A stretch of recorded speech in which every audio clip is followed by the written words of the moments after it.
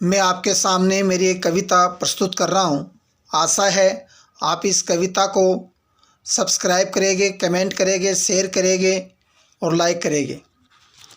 कविता का शीर्षक है दलित कहानी सुनाता हूँ। पूछो ना तुम मुझसे मैं क्यों दलित हालात बताता हूँ।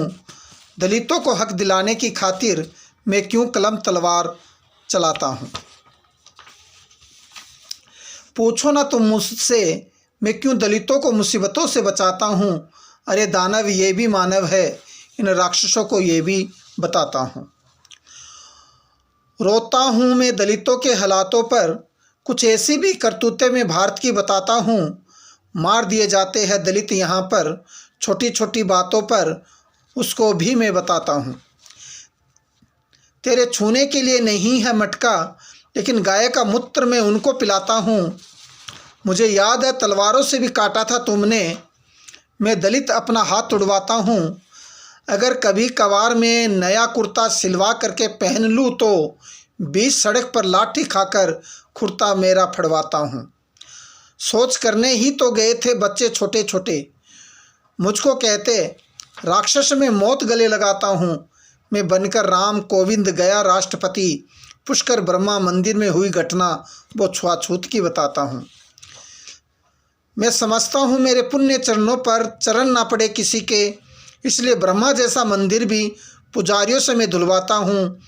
मेरे ही तो वंशज है बाबा साहब अम्बेडकर जी, मैं तुम जैसे शैतान हैवान के लिए भी संविधान बनाता हूँ।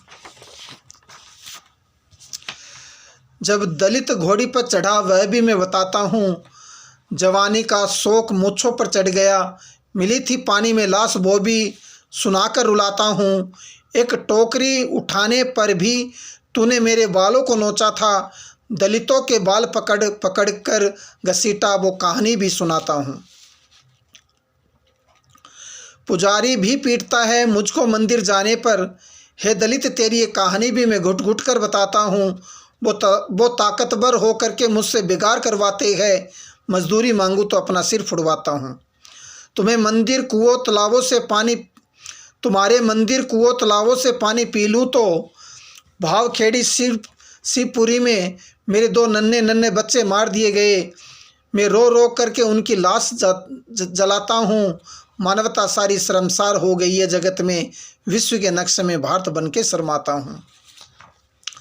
हाँ मैं कलम का दलित सिपाही हूँ, जज्बातों से भरी मैं दलित कहानी सुनाता हूँ। तुम्हें शर्म हया लाज कुछ तो आती नहीं है, एक मैं ही तो हूँ जो सुंदर भारत बनाता हूँ। आओ जो सुंदर भारत बनाता है उसकी दुख दर्द भरी कहानी तुम्हें सुनाता हूँ। आओ मैं तुम्हें दलित कहानी सुनाता हूँ।